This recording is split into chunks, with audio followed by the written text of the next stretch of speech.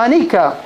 حكم ما كان براسي أو نك ظالم خوزقه وشيء ظالم جائز بها بلام وشيء ظالم ببالي فلام هو كرب العالمين جل جلاله أفرمي ومن لم يحكم بما أنزل الله فأولئك هم الظالمون بقر رب الله محمد كري عبد الوهاب رحمتي خوالي به ككاتب باسي السلفيتك بزانا محمد كري عبد الوهاب رحمتي خوالي به باسي طاغوتي كردوه بچن شواز آية همو أوانك أو باسي رحمتي خوالي به أفرمي ورؤوسهم 5 سركاني طاغوت بينجن بزانا لو سرانك أو باسك على دواي الشيطان خدي خوي هار همو لسر كردكان يما يسا موجودين يعني يك آية تزاني ومن لم يحكم بما أنزل الله فأولئك هم الكافرون شو تشاوي تشويرا دو آياتكي دو آتر ناخوينتو فأولئك هم الظالمون لقل فأولئك هم الفاسقون أما نايبينيت وهروها حتى أم آياتش تفسيري علماء ناخوينتو تفسيري سلف صحابة تابعين بهم آياتش جويلينيا أو اندفير كلاوا يا آية يشتر فمن يكفر بالطاغوت ويؤمن بالله أما أنا كفر يان بطاغوت نكردوا يعني أو أنت جاهلا أو أنت نفاهمة بس أو آياتي بي وتراوك وتوتي ديالتوا سوين بخوا إملاء ونسينيان تواونية زور بيان زور بي إملاكي تواونية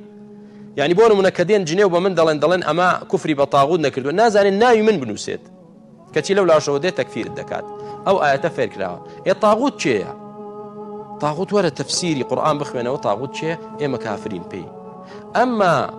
مسلمانك كإعلان إسلامتي ذكاء توشي أنواع وأشكال تاوان بوا يا كفريات إقامة حجة نكرابة يا تكفير نكرابة يا هندي تكفيري كهندي تكفيري نكا يعني موضعي اجتهاد تكفيرك لسر أو كواتا أما أصلا كفري بطاغوت نكردو واردي إسلام نبوناتو تناو آيني بيروزي إسلام أو أنت جاهلون فان بويا من برسيارة كم كارتو كتم كام عالما وادلين فعلا عالمين عالمي شي دوسي كسي جاهل ونفاما قصي حماسي دا كانوا فلان كافر ولا سطع او اندي كافر او اندي قمرايا او نفامانا كبوننا سراون تاريخ ميجويشيان هبل لخزمتي علم وعلماء دا فروردي كام عالما لا كام عالم قورة درسيان خويندوا رحلان كردو بو كامولات لبردستي عالمي شي قورة دانيش تبن علمي لا بخوين فروردي فيسبوكا فروردي نامل كيكا فروردي واتسابو تليجراما ناما دنيري أو كافرة أوش نازانم ملعونة أوش مبتدعة أوش ضالة أوه هيك ترنين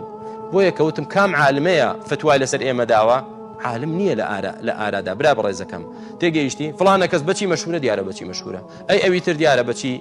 خريجي بشيء أو بشيء علمه بشيء دعوة يا بشيء بس تكفير كردن وتضليل كردنا بوي برا بريزة كم أوانا بيغمري خو عليه الصلاة والسلام فرموي قوم يقدين قرآن دخلنا ولا قرجان تبرناكا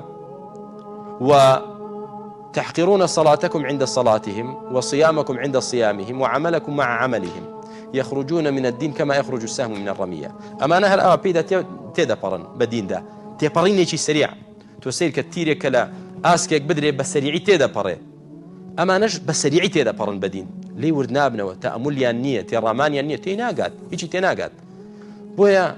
بيغمري خو عليه الصلاة والسلام فرمي أو قوم دين سفهاء الأحلام حدثاء الأسنان أما أنا هم لتمندا تمنيان كما ورا عالمي شي قوري أمي إسلامي بو بينا بلا لسر فكري أو تكفيري أنا به نية عالمي قوري نية لسر فكري أو تكفيري أنا به من نار بز علماء سلفي وازل علماء سلفي بينا يعني أو ابن باز أو ابن عثيمين أو ألباني أو فوزان لحيدان وازل وان بينا كاكا عالمي شي قوري بو بينا لعلماء مذهبي الشافعي لقال أو تكفيري أنا به نية علماء أزهر بو بينا لسر فكري أو تكفيري أنا به نية عالمي شي مذهبي حنفين بو بينا وكو تكفيري أنا بالكاتبة نية عالمي شي مذهبي حنبلي مذهبي مالكي نية كاكا عالمي شي إخوان بو بينا كبلن عالمة مثلا يوسف قرضاوي لنا وإخوان دار رقم يك الرمزة عقيدة وكو أنا تكفيرية والله وانية عقيدة وكو أنا تكفيري نية بو براكم أو بيبوتري عالم لقليان نية إلا قنجو 8 سال و 5 سال و 3 سال والحاصل شتي كم ترشتي زياتر بلا مكو عالمي راسخ نيانا بيغمر إخوة عليه الصلاة والسلام فرمي 8 كما وعقل علمي شان كما لدوا أو نيوج مكان أو بس أو دزانن هيجي ترنا زانن جوان بو مكان حسابي هيجي بو مكان بلاشينا كما وانا تشين وحشيانا ضلنيان هيانا دستي هي لقل أو لا بكاريان دينن وكو توريك